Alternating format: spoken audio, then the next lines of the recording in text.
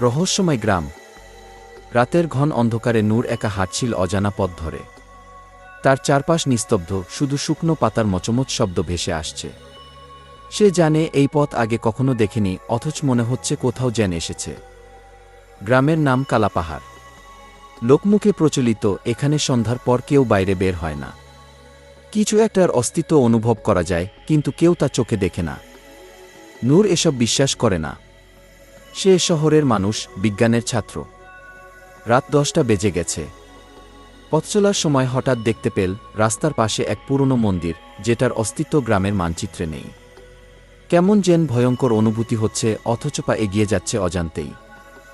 হঠাৎ পেছনে একটা গম্ভীর কণ্ঠস্বর, তুমি এখানে কি করছো? নূর চমকে তাকাল।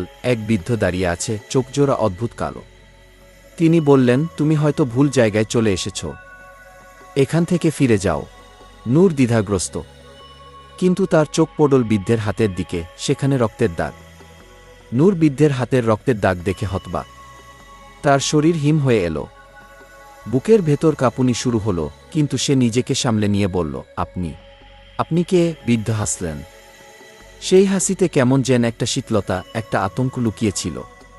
তিনি ধীরে ধীরে বললেন, এটা জানার দরকার নেই, বরং এটা